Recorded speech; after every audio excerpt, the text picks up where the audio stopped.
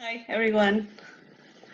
Good afternoon, and thank you for inviting me and us to this event. I'm very happy to be part of this, sharing this moment with you. So today I would like to tell you a bit of the story of how Indigenous women have participated as part of the Zapatista movement. I'm going to do some quotings, all from the communications and speeches or publications written and or spoken by Zapatista women. The images you're going to, we're going to stream some images, were all taken while a few years ago at La Escuelita Zapatista, and there's one of them from one gathering in 2007.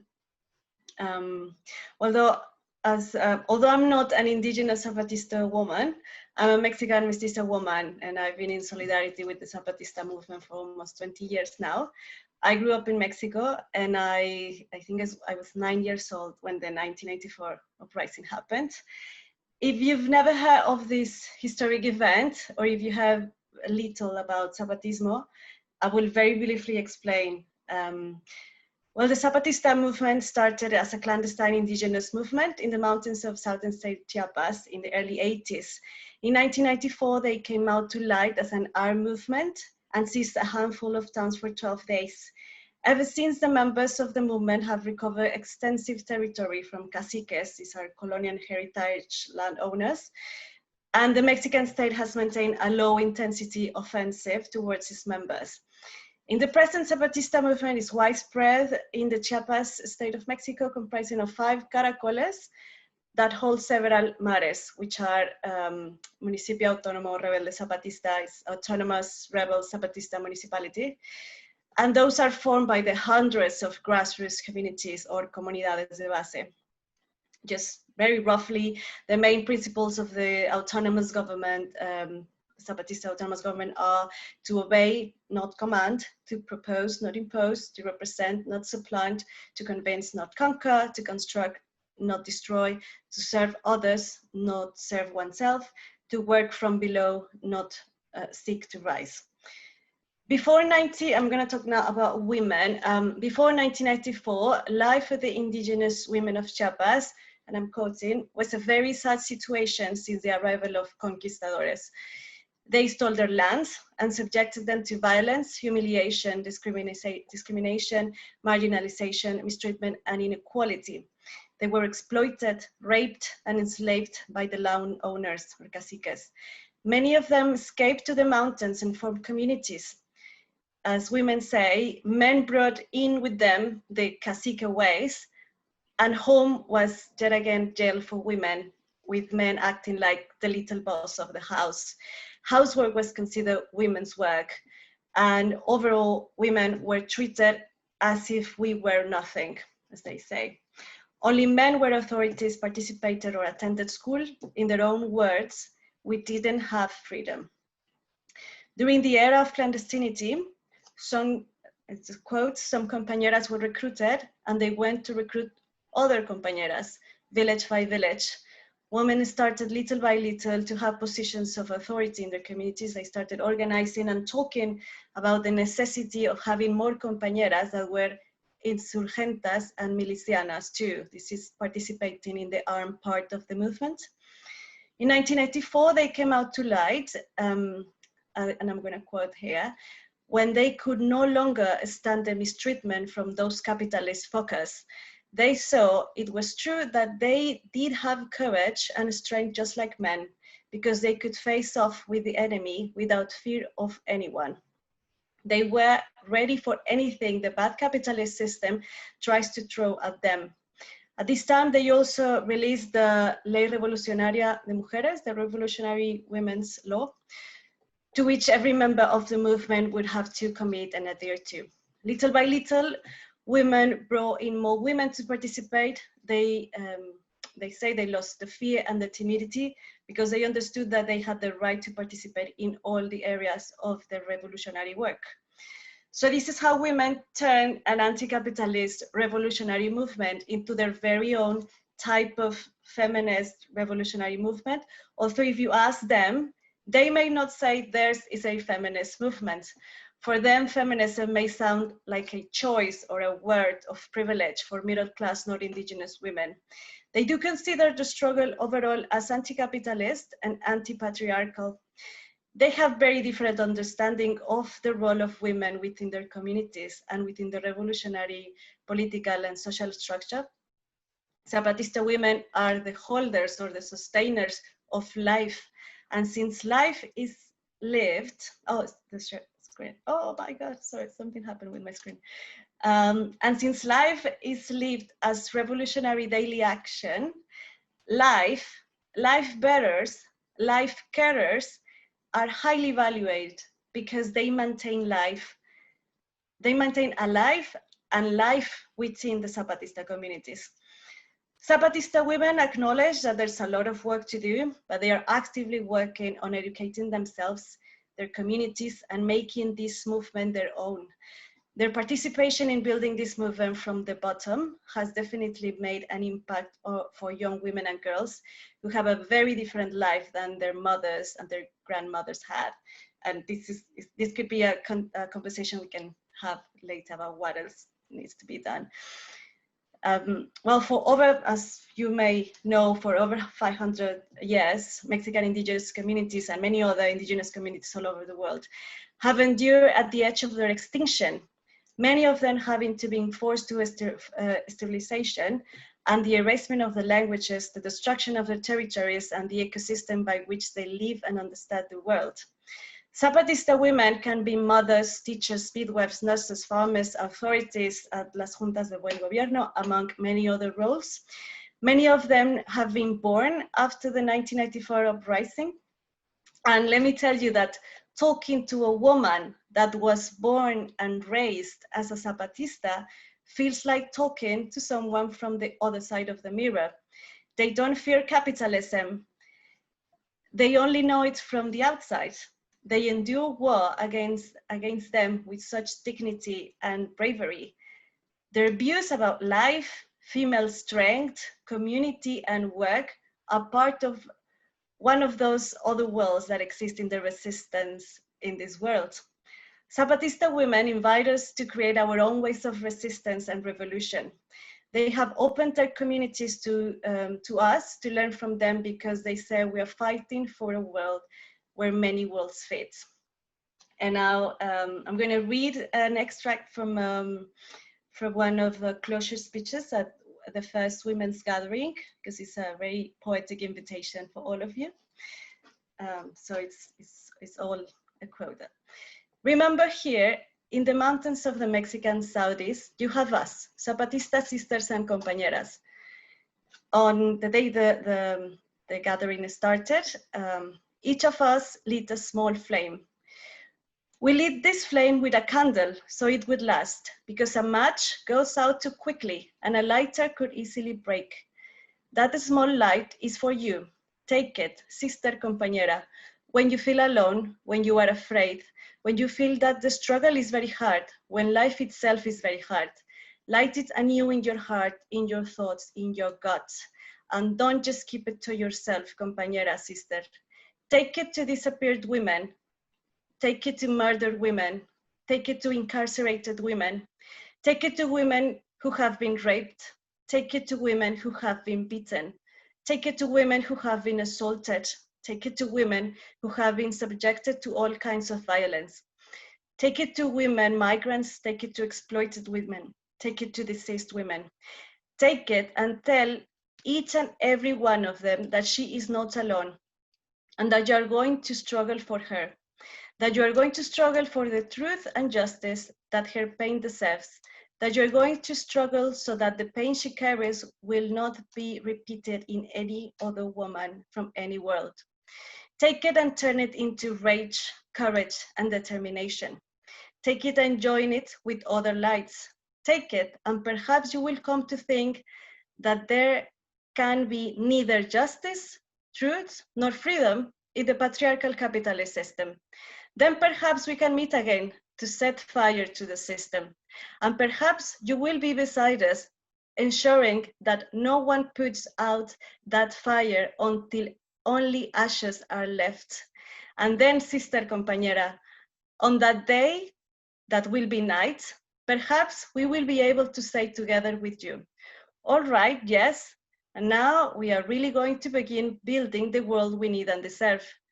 And then perhaps we will understand that the really fucking hard work will have begun, and that right now we are only practicing or training so that we will know what is really most important and what is most needed in society. And what is needed is for no woman ever again, whatever her world, her color, her size, her age, her language, or her culture, to be afraid. Because here we know that when we shout enough, it's only the beginning of a long road, and that what is missing is yet to come. And that like you, we are women who struggle. So don't give in, don't give up, don't sell out. Thank you. Thank you so much, Ruby. This was amazing. It was really amazing because it is starting to do exactly what I had hoped for this event, to make us feel together, like to be across the screen, across the sea, across the ocean. The struggle is the everyday, we are together, and how do we organize? And I mean, this text was really inspiring and really personally made me feel really close to all of those things. So I'm just thinking that if anybody has any quick questions for Ruby, maybe you can ask them now, any sort of clarifications about what she said, so that when we have our discussion later on, can maybe become more of a discussion where people can share other ideas and other experiences, so that is like more like an exchange. So is there anyone who might have any quick questions for Ruby right now? If not, it doesn't matter. We continue with Mariana. And are there, I can't see any hands raised or anybody in the chat. Would you proceed to share? Yes. Okay. So maybe you can copy there, Ruby. Yeah. Okay. So let's continue with Mariana then. So hello, Mariana. Welcome. Thank you very much. And like I mentioned earlier, Mariana will talk about women's self-organization and will speak specifically about Las Patronas. Okay. So thank you, Sophia. So good afternoon, everyone. My name is Mariana, and I use she, her pronouns. And this afternoon, I'd like to start with a question, basically. The question is, what happens when women self-organize? And tonight, I'd like to share with you a story that is dear to my heart. This story starts basically with a good intention and two women. So I'd like to take you back to the 90s in Mexico, to a very, very, very small town called La Patrona. If you tried to do a similar translation to English, it would be something like Lady Boss, but it sounds very weird in English. So I'll keep saying La Patrona for the sake of the story, and Las Patronas as a plural. So the women that I will be chatting about today with you. So going back to the story, there was these two sisters, Rosa and Bernarda, and they went out to their local store to buy some groceries for their family. A lot of groceries, since they are and were a very big family. And on their way back, when they were going back home with all the groceries that they had bought in the store, they had to stop in the train tracks because they encountered the train passing by. While they were waiting for the train to pass, they started hearing these voices coming from the top of the train. And the voices kept shouting, "We want the bread, we want milk," which is exactly what the sisters were holding. They kept screaming that they were very hungry. And this is eventually when the good intention kicks in. With no hesitation, Bernarda and Rosa, the two sisters I was telling you about, started throwing the bread and the milk towards the people on top of the train so they could eat and drink. The train eventually left, and with it, their food. But what never left was that first moment of having a good intention and actually acting on it. This moment, I think, has resonated throughout the years until today. The two women went back home empty-handed and quite scared, to be honest, because they thought their mom would be very angry at them. And why shouldn't she be? With 10 mouths to feed and no job, they didn't have any food to spare. Nevertheless, when the sisters explained what had happened to their mom, Leonila, instead of getting angry, she replied, all right, so those people are hungry. We need to find a way on how to feed them. And this is basically how it all started. These women years ago made a choice. They decided to get together and see what each one could do. So they decided one woman could cook, another woman could try to look for donations, another woman could put water on the bottles, and they started just organizing themselves. They would cook rice, they would cook beans, they would basically cook anything that they had at hand. And eventually they started thinking of things that could be relevant for the people traveling on top of the train. So for example, they started getting donations of clothes, of trainers, of jumpers.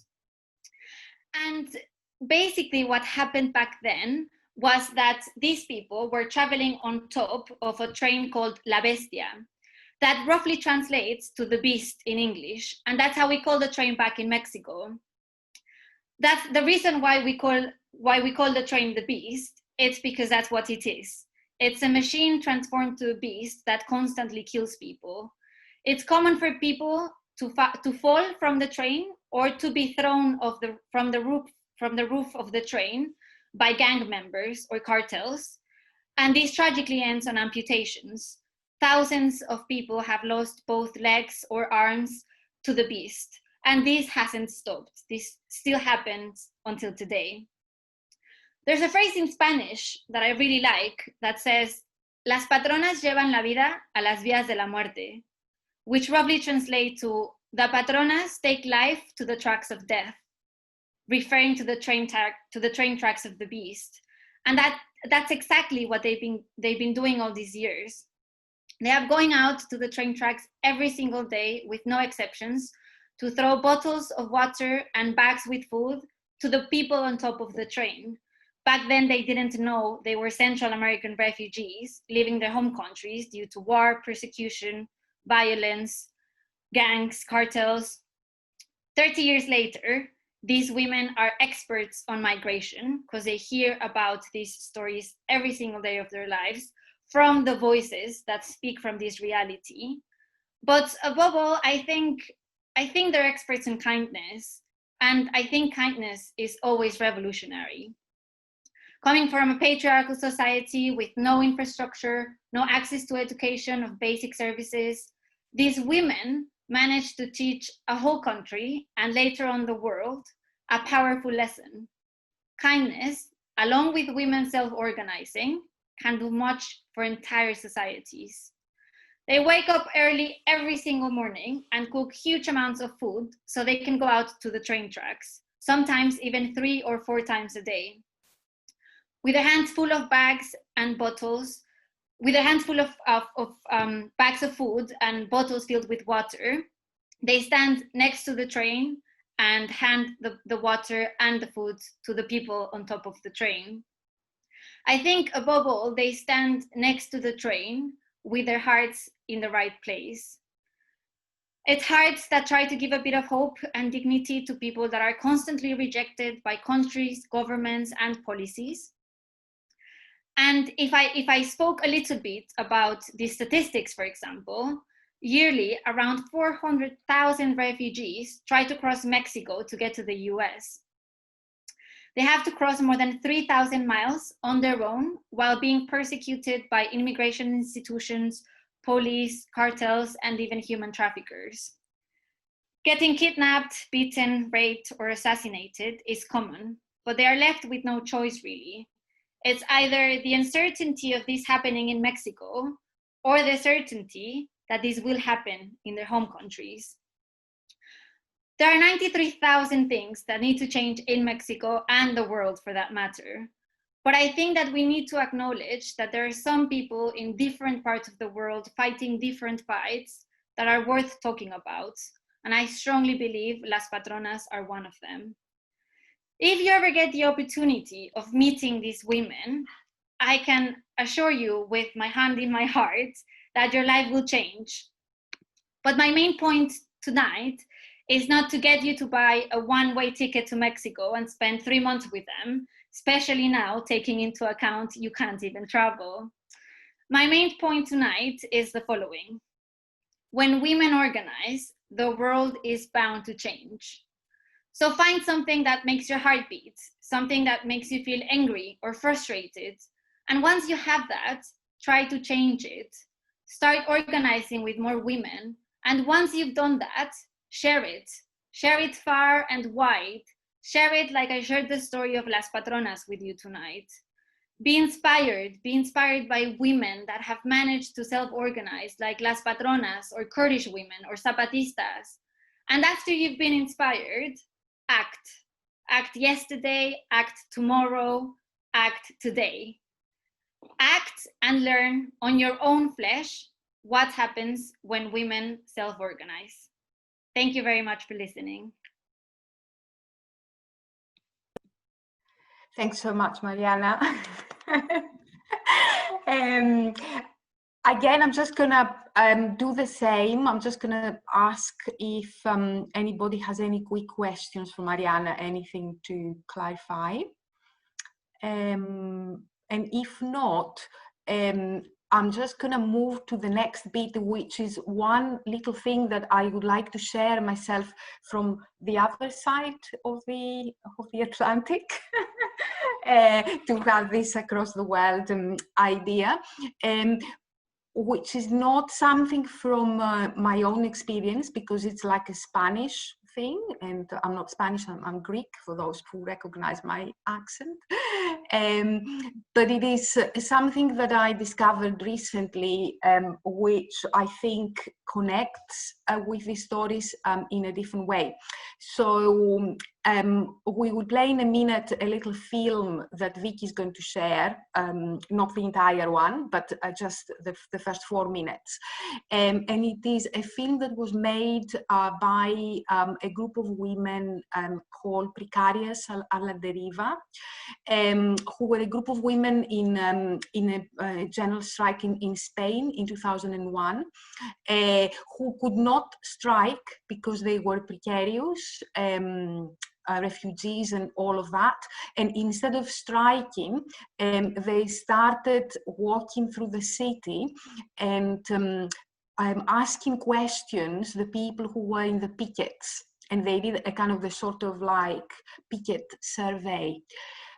But what is interesting there is that because they were these precarious women, they were interested in a lot of aspects of precariousness and things that have no name, and things that are between the lines of how we feel and how we experience everyday lives.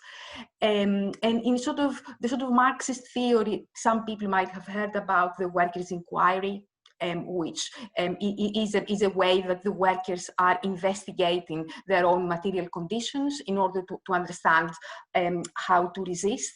But in the workers' inquiry, the questions are always about things that have a name.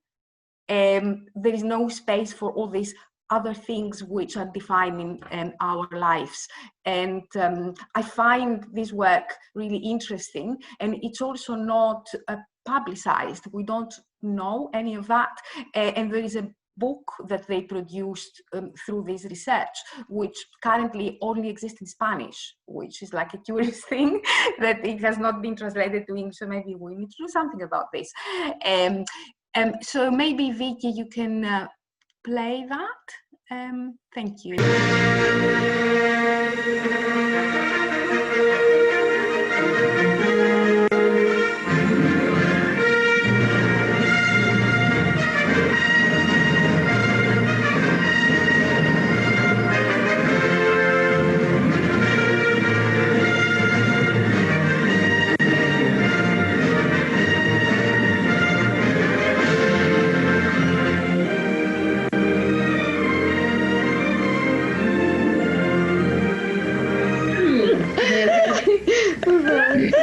1, 2 y 3.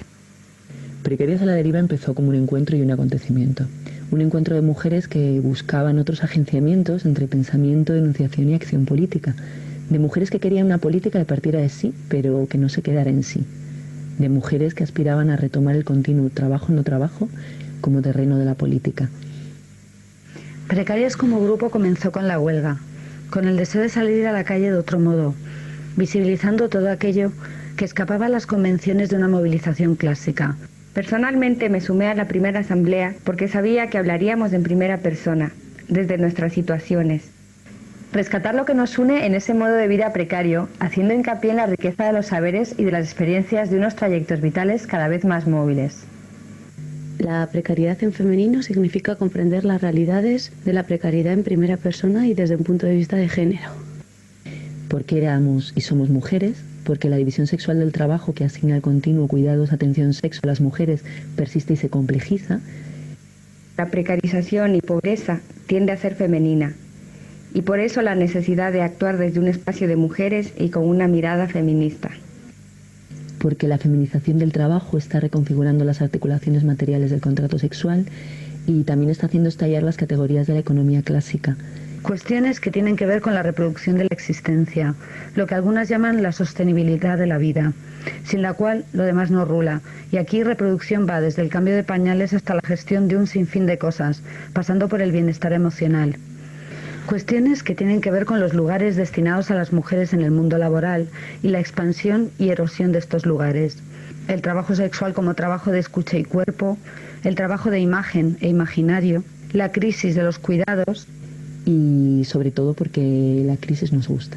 La forma deriva, el recorrido guiado por los lugares continuos de la existencia, permite visibilizar los espacios y tiempos olvidados, lo que conecta y da sentido a la experiencia, como un entramado que funda y explica la relación entre el puesto de trabajo, la casa, las relaciones afectivas, los conflictos, el transporte y la vivienda, la vivencia del tiempo, del ocio y del consumo, los recursos y servicios sociales, las formas de familia, etc.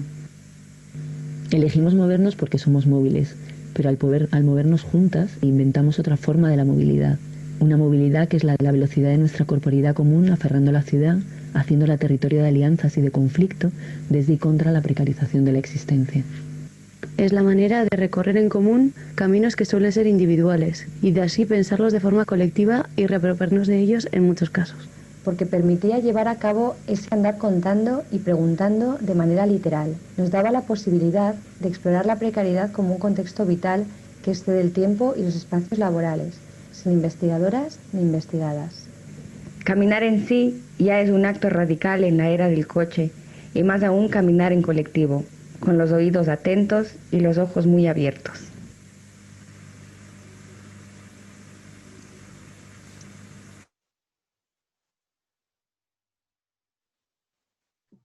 Okay, so that was a little flavor. You can watch this film if you are interested later on.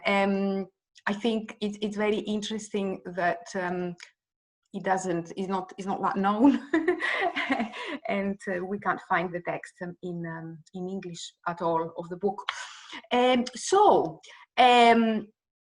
We can now start our discussion, and we can start with any questions if you have for Rubi or for Mariana, or if you want to ask me something about the precarious.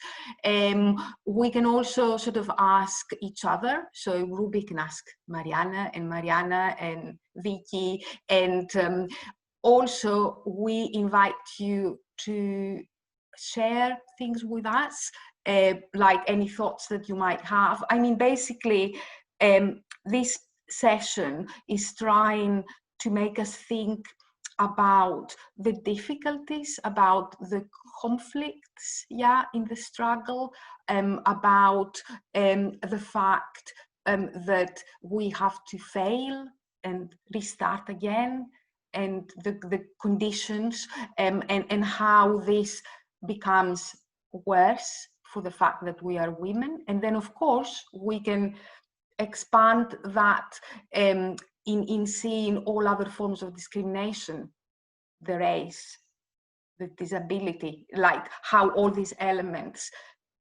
interact with the struggle. So yeah, so let's see.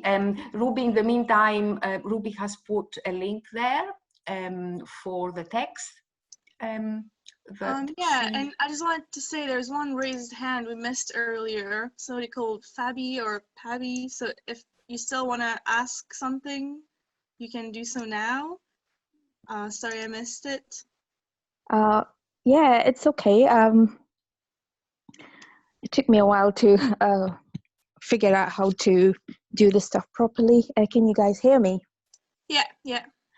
Actually, this was a question for Marina. So, you know, it was inspiring, a story about the Las Patronas. I was wondering, you know, when they start to organize themselves, you were saying somewhere, you know, collecting the donations, some were cooking food and then distributing it to the people who were on top of the train, on the tracks, so on and so forth. At this time of organization, was it a deliberate attempt on them to sort of not reach out to the male group of the society, or was it just that, you know, they reach out for help in all sections of the society, including the men, but sort of they declined it? Or I just wanted to know sort of their journey a little bit and how they became like a woman's sort of organized, let's say, voluntary or charity organization who, who is helping the people on the train, if that makes sense. Yeah, of course. Yeah, thank you very much, Fabi, for your question. I hope I'm pronouncing your name right. It's okay. So basically, I think that's one of the things that it's really interesting. It's not like they started saying it's only women, like men are not allowed to help out. It was more of a men weren't interested. It's really interesting because they started back in around 1994. So they've been doing this for more than like 30 years almost now. And the reason why it was just women, it's because it's a family. So originally when they started, the two sisters have 5 more sisters, so it's 7 sisters in total. And then it's a very, very, very small town in Mexico. So basically all the neighbors knew each other and they were, you know, cousins or related in one or other way. And they just started with this, you know, really basic, in a way, thing of, we have, you know, milk and bread. Someone is saying they're hungry. We're just going to give this to them. But then eventually the mom, Leonila, she realized that these people were crossing by every single day, and every time the numbers got higher. So they started saying, what can we do in order to help them out? And it was never a case of, you know, telling other people they couldn't help. It was more the fact that everyone in the community in La Patrona, they thought they were doing something illegal, because there's a huge debate between being the people on top of the train being either refugees or migrants. From a personal perspective, I call them refugees because they're not leaving the countries because they want to.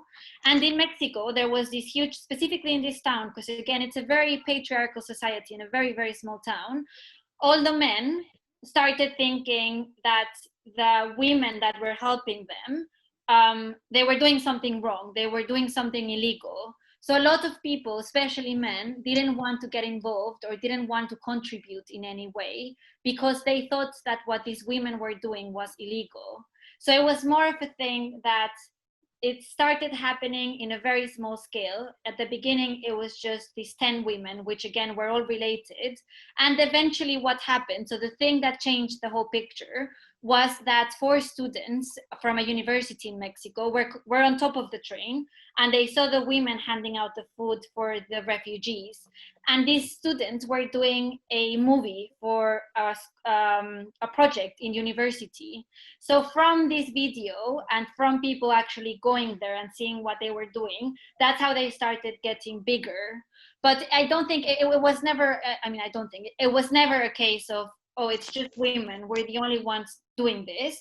It was more of a case that men were never really interested in either contributing or even organizing something themselves. Again, because there was this huge taboo around what they were doing was illegal. So then no one wanted to contribute.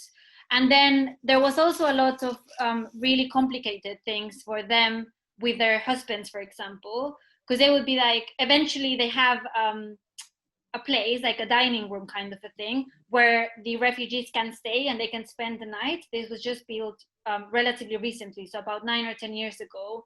And then obviously all the husbands of these women were like, why are these men staying in this place and why are they sleeping here? And they never really agreed even with what they were doing, which again, I think that's what makes it even more, you know, something that you have to admire, because they were literally going against everything, against their families, against their husbands, against the Mexican state, because the Mexican state has never been interested in refugees or helping them out. Quite the contrary, they treat them like criminals. They have always done the same.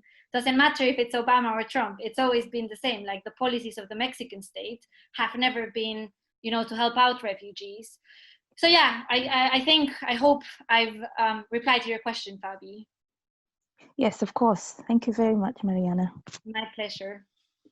Thanks. So next up, we have Nia Mcdermott that raised their hand, and then Fee and Fiona, and then Veronica. It's the order of the questions. So let's just take it one at a time.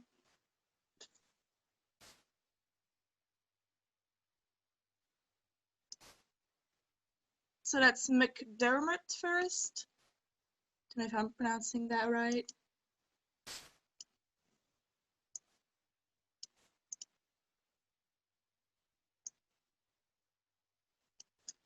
If not, then we can move on to.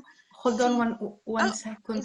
No, I'm just saying, if Nia, your microphone might be muted. Yeah. Yeah, you might be muted. Okay, but we can always pitch in later on. Fee and Fiona, then.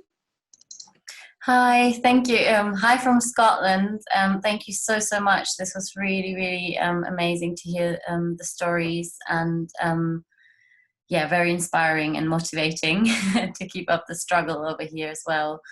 I think my question is around how to maintain female leadership and women leadership in movements over time. I feel that I've seen in movements sort of externally, but also in movements that I've been part of, that something that sort of organically happens in female organizing and women organizing. And then over time, once it becomes more popular or more established, then sort of leans towards giving up leadership or having leadership taken over. Yeah, and if you have any sort of experience or tools or stories around this. Yes, thank you. And that's for all three of you.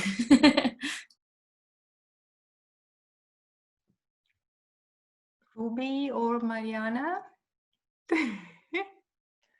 I think it's the concept, is how Sophia was saying, I believe is the way we live by struggling. So it's the constant and daily work of keep participating and opening spaces. And if I'm thinking about how to answer that your question from, you know, how Zapatista are looking at it, and it's just doing the work and allowing the structure to continue providing a space for women to continue participating. So as I was saying, like, for example, imagine a woman who was born after 1990. I met a woman who was born, she was 1 year old when the uprising. And for her, it's very different scenario than for her mother. And she's raising children. I mean, because in these communities, people start having children very young. So she's got all this knowledge and understanding of the world, and she will pass that on for other women for the future generation, for the future Zapatistas. So they're working actively daily to maintain the structure, to maintain the autonomous government, in order to allow other women to be free and to, have a space within that same autonomous government structure. So yeah, I think it's continue maintaining and opening the spaces, basically. Thank you for the reminder of persistence. Yeah. I want to sort of, I had the thought that crossed my mind. One of the problems that we have is also the sort of middle class and white feminism that is an enemy of the movement, that works with the men and takes it in and kind of takes the power from the women in a sort of more general sort of sense, because those women who function in this way, they don't care about other women. They only care to take that opportunity they had through this sort of egalitarian society of the gender balance, whatever, which can be very,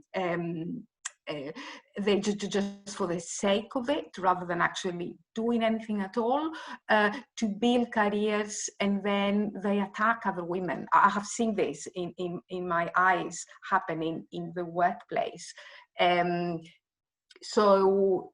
So that is one thing to watch when we are building the women's movement, to look at the class issues and the kind of race issues, because then I think the movement will be stronger and it will last longer, it seems to me. So that's what I'm thinking.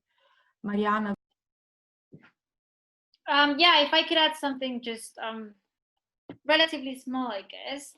I think yesterday when I was trying to think what I wanted to share about Las Patronas and share a bit more about their story, I kept struggling with the fact that they live in Mexico, right? So I kept thinking like, okay, if I was listening to this, then what would I do? Would I genuinely go there and talk to them and learn from them? And I think that's why I decided to go for this idea of getting inspired of what other women do from really different perspectives, so and very different spaces as well, and not just go for, oh, so now I have to go with them and I have to do this. And it's a bit more about what we can do as women, and how can we self-organize with other women in our local community, so the place where you're living or the place where you're working, or all these like different spaces that are usually male dominated. How can you share all of these stories, inspiring women, not with this idea of, oh, I can't be her, I'm never gonna talk like her, or anything like this. Like, we're all different, and that's something that makes us stronger and more diverse, and diversity, it's always a strength. So I think for me it's about listening to other women's stories, and then thinking, what can I do from my job, from what I'm passionate about, from my friends, from my family, from these people that are close to you. It doesn't have to be this family with this like blood type of family, it can be other type of family, the family you choose, the community you live in. And I think it's about that. It's about, how do I act, and how do I keep acting every day? It can be very small things, it can be huge things. As long as you keep acting with this ideology behind, I think that's what makes the movement stronger. It's a very good point. Everyone. So I think next up, Veronica wrote in the chat. Okay, yeah, my question really is for Mariana, and I'm interested in Las Patronas. I'm surprised that I didn't know about them, because I kind of know quite a lot about what's going on in Central America and Mexico. So it's very interesting actually how much it's grown. But I'm curious to understand if, starting off from that point about feeling compassion, if you like, and wanting to help other people, and it's obviously grown to an enormous movement, they've obviously had to confront conflict with, it's male dominated. I'm curious to know if they moved on also on other aspects of women's rights as a result of that within their own community, because often this is what happens. Women start off in something about, you know, from our roles as, you know, as kind of being caring, and then realizing the strength of working together. And then it's questioning the other things, but why don't we have access to political power?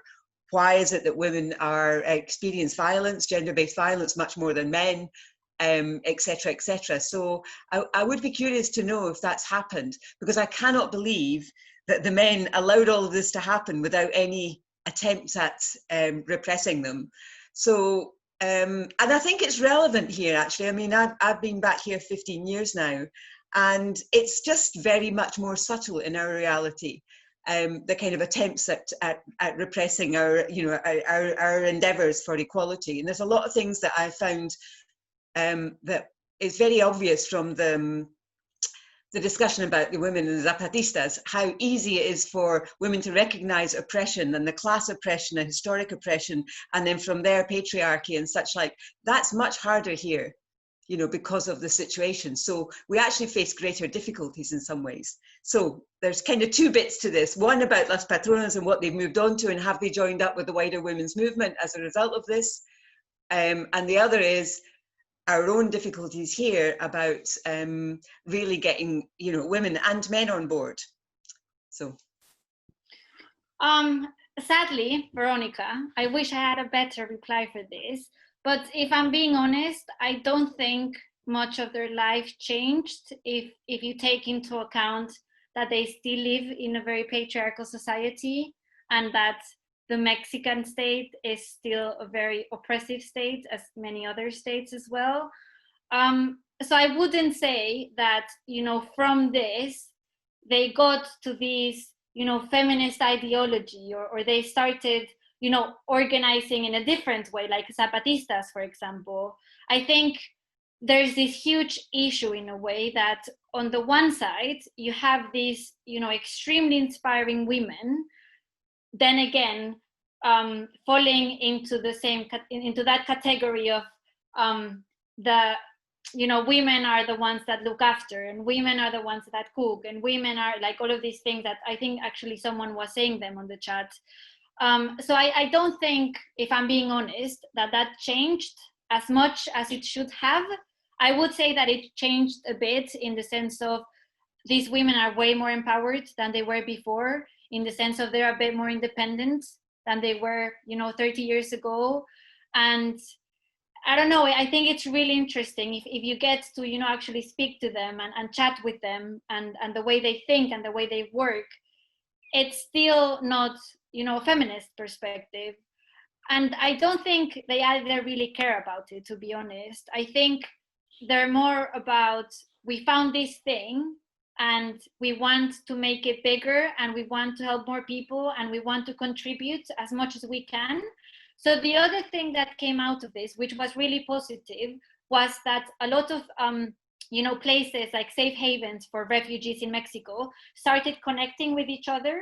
So you literally have, you know, these safe havens from Tenosique, which is like the border with Central America, up to the north, and they started chatting a bit more between each other. And then now it's a bit more easier to coordinate other stuff, you know, like these women, they call the safe haven that is like 3 or 4 hours before them, and they call them in the morning to ask, oh, how many refugees are on the train, so they know how much rice or beans they should prepare.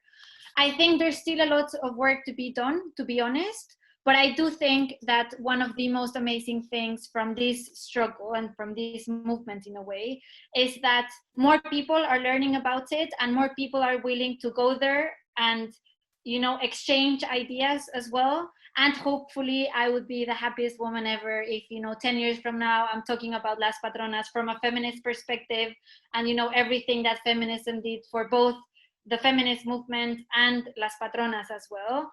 But you still have to bear in mind that is a tiny village in Mexico, and still the mentality is what it is, which is a patriarchal ideology. Nevertheless, I do hope that with all this excellent feminist wave that we're having at the moment, this eventually changes. But I mean, there's still a lot of work to be done in Mexico as a whole country. I mean, we get 10 women assassinated every single day, and the statistics on women getting raped are just pure shame to everyone or anyone that reads them.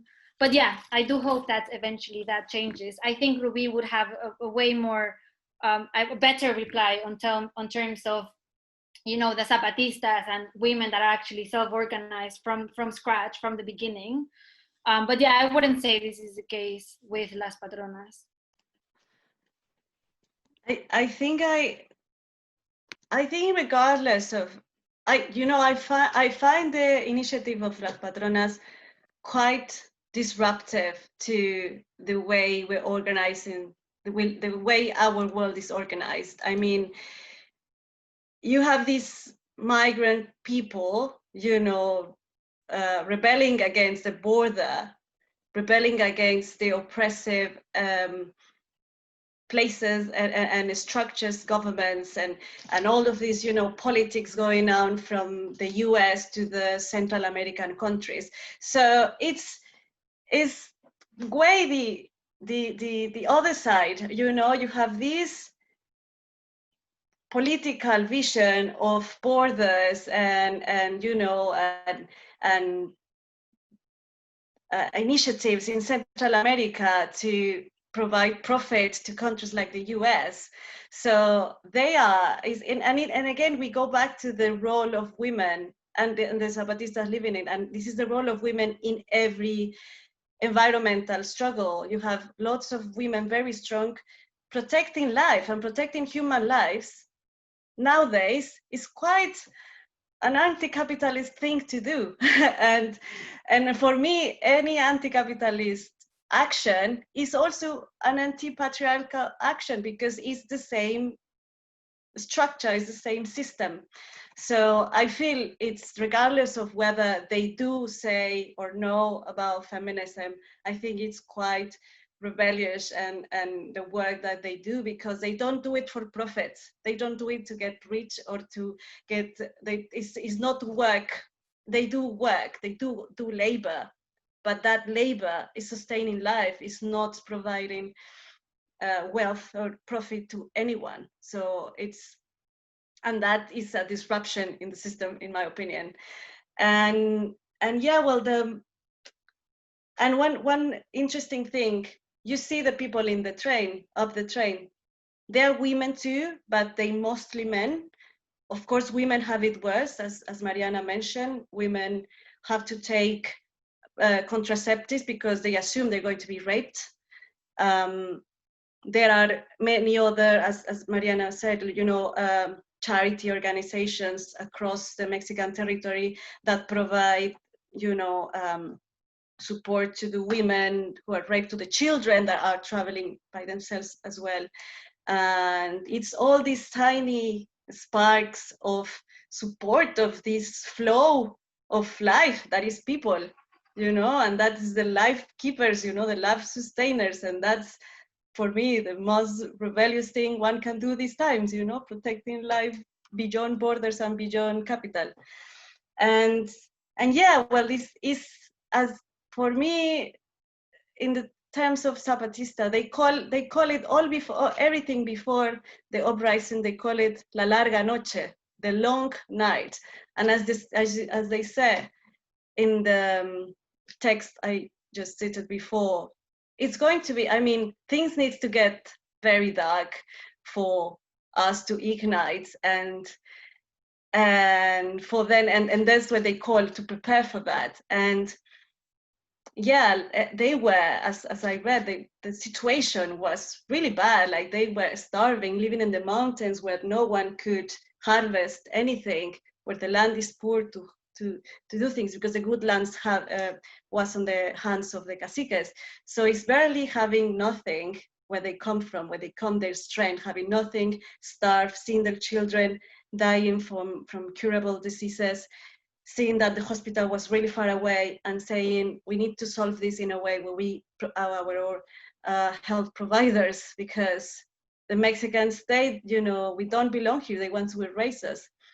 So yeah, it's harder when you have some guarantees, you know. Here we have, for me, it's quite, for me as a Mexican woman, it's, oh, I have healthcare, I don't have to pay for my child to go to school, and the schools are not segregated spaces like in many of Latin America. So there's lots of things that you don't suffer as much in here. So I imagine it's sometimes harder to feel that you are living through the night, that we are not starving.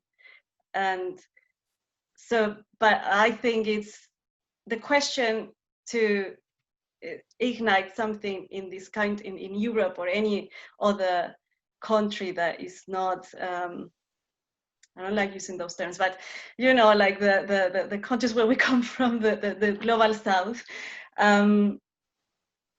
is that every action that a person in one of these global north countries has a repercussion on a person in a south global. They are exploited, they are, you know, the situation with the disappearances and rape in Mexico has to do a lot with the institution of fear to be able to establish capital and establish corporations and establish maquiladoras. And so it's the fact that we're all connected. Yeah, I'm going to finish now. Oh, okay, it's fine, thanks. I just wanted to say we're at 12:30 now, but if everybody's okay, we can just fit in the last 3 questions that we have lined up, or comments from 3 people, which means that we might go like 10 minutes more. And next up is Misha. Sorry if I'm not pronouncing that right. Okay, hi. I guess, can people hear me actually? Okay, my question was more for Ruby, because you mentioned, I guess, links between like ecology and women's liberation in like in the Zapatista struggle, and this theme kind of came up during like earlier in like discussions on like ecology and the women's movement in Rojava, like in Kurdistan, and like I was wondering if God, I'm sorry, I'm kind of at a loss of like forgot how I was going to phrase this. Like if there's kind of like understanding, like not understand, but like if people and I guess more specifically women within like sections of like the Zapatista struggle, like if there's this idea that like women's liberation and ecology are linked, or that that like patriarchy and you know, the destruction of nature, or like the, I guess, extracting natural resources, are like kind of like linked systems. If I don't know, and like how if you could talk about like how like if those are kind of viewed as linked, and like how those are kind of like understood, if they are. Should we go around of questions, or I should answer this one? Just give a quick answer. Yeah. A quick answer. I'm not very sure. It's a very good question. I'm not very sure if they do the connection, but definitely the work has an ecological impact. I mean, I don't know if you saw the pictures. They produce in corn, peanuts. They have little ponds where they produce food. And these used to be large artificial grasslands where, you know, the caciques had cows. So it's a huge ecological impact, because the way campesino Mexican farmers do work the land, it's a less I don't know the word, like corrosive way to treat the land than the extensive farmers that used to be there, that, you know, are part of a capitalist production of meat. So they are working the land differently, and they using the community work, and they also work the land to sustain the livelihood of the people that has a role in the rebel government. And it's amazing to see something that used to be almost desert with cows into this full of life, you know, and life and women and children harvesting coffee and all sorts of fruits.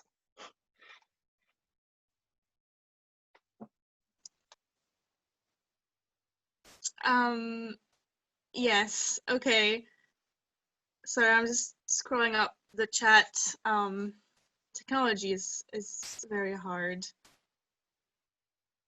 I think next up, okay, so what we had was a question from M for Ruby as well, and I'll just read it out. Do you know if within the Zapatista movement, people have the freedom to choose what role or labor they do or offer? For example, is it divided by gender role? And you know if they're abolitionists, how do they deal with internal conflict or enact community justice? So that's a lot of questions, obviously, and they're all great. So you can just pick some. Everyone is allowed to choose whatever they want. If they want to join the militia, the armed branch of the movement, they do so, women and men. Women can choose to, as I mentioned, to be nurses, midwives, farmers, and though there is, you know, still a lot of the work at home, you know, the cooking is done by women, and the work in the fields, everyone participates because they have to, what they have to do to sustain their movement. There's some gender divisions, but they acknowledge and they see, okay, yeah, our men, our husbands, they still have this machista idea, but they do challenge it every day, and they hope for their children not to have it. And internal conflict is dealt as there was one of the pictures where they show the structure of the autonomous rebel municipality, where they take the conflict towards the internal, first the community. If it doesn't solve, it escalates to other, and everyone decides. It's justice is held by their own structure, and there, yes, there's always a conflict, internal conflict is always going to be, and they acknowledge that, and they work on solving it. It's not something that doesn't exist in any movement, I imagine. So we also had a comment from Katie, who says that it's not really a question, but they ask if it's possible to share something from organizing with the Kurdish women's movement, and the answer is yes, it is very possible. If you would like to do so now, then speak. You can speak now. Thank you, gosh, but thanks very much for letting me chip in. It was a few questions ago, but I felt like it was a really nice link between, like, yeah, these really incredible stories of like strong and women uprising and organizing themselves, and some of the things that were being talked about earlier in the day from the Kurdish women's movement, because I organise quite a lot with them here in the UK. And I think this principle of organising autonomously is really important for overcoming the resistance that another friend said, like, no doubt we come up against in terms of from the male comrades. And this idea of like organising autonomously isn't so that, you know, we can have a safe space or feel comfortable. It's because we need to find strength, and we have to do this. Like, the patriarchy is so ingrained. We have to overcome a lot of the mentalities that we all carry within us, ourselves first, before we can start like liberating everybody else. And And so this thing about competitiveness between women or middle class aspirations coming up, like for sure this happens and it divides movements, but we women have to like organize separately and practice criticism, self-criticism with one another, help each other grow to overcome these things in ourselves, and then kind of present a united front towards the male comrades and the mixed assemblies and things like this, so that these things don't then interfere in the mixed structures and become even more entangled. So that was just what I was going to share. Thanks for sharing that. And actually, this links to a talk that was at the book fair earlier today. That's still on the YouTube channel called Critic and Self-Critic that I watched as well. And they talk about exactly that, so people can go check it out if they want. And people are also sharing things in the chat, which I'll try and save, and then I will make sure it's shared on maybe the International Women's Day page, because it's a lot of good resources. I think we might have to cut it off now, actually, so really sorry if your question didn't get raised. We really are so happy with the amount of support and attendance to this talk. Like, it is absolutely beyond our wildest expectations. So thanks so much. I think maybe I'll let Sophia close, and also Ruby and Mariana have some last, well, not last, but, you know, closing statements if you want to. I just wanted to share that you can find a lot about Las Patronas online as well. And to me, when I started looking into it, what really struck me, okay, Ruby has a book. You can plug it in a few minutes. Just one simple thing that struck me about it is how, you know, it's those mundane, like everyday, maybe even repetitive actions that really make change. I mean, making food, so much food every single day, that's a lot of work. And, you know, maybe it's boring sometimes, right? But that's the kind of work that you need to do if you want to enact change. And sometimes, especially in male-dominated movements in maybe the UK, you feel like people want to be heroes, you know, or they want to be leaders, or they want to do huge, big things, and that's what revolution means. But revolution is actually in the way that you relate to each other in whatever community you're in. It doesn't have to be like a politically extreme community. It can be an ordinary community, and you can enact huge change there. And it's not always going to be the most fun thing to do, you know, but that's where real change sort of comes in. And I was just so incredibly impressed by the work they're doing. And I think they're so inspiring. But like Mariana says, you know, you can be inspired, but then it's even better to act on it. I just wanted to add real quick, Viki, thanks for that as well. So just with the question that Veronica had, I guess what I was trying to say is that if you ask Las Patronas, would you consider yourself feminist? They wouldn't say so. Nevertheless, as Ruby was saying, I think caring is revolutionary, kindness is revolutionary, and what they've been doing for more than 30 years with no support from any institutions, just literally themselves and their own community. And by community, I mean people that are also interested in working with refugees and working with them, so not only the community from the town. I think that's the main point, organizing, acting, and it can be local geographically to you, local to your heart as well. You don't have to go to these, you know, extravagant countries or anything like that. We all have a revolutionary in the next corner. Sorry, we all have like a revolution in the next corner, in your own house, in your own jobs, in your daily lives. There's a revolution everywhere. And I think that caring and kindness is always and will always be revolutionary. So thank you very much, everyone, for joining. And I do hope we get to see you more often. Ruby, do you want to talk about the book? Oh yeah, we have is the Critical Thought in the Face of the Capitalist Hydra, Volume 1, Contributions by the 6th Commission of the EZLN, and you can send an email. I have a few at home, but we all have a few at home. We have so many. It's in English, and it's all words from the people from the words from people from Zapatista communities.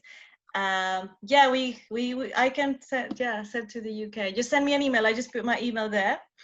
And yeah, so it was been really, you know, refreshing to see you and listening to you all. And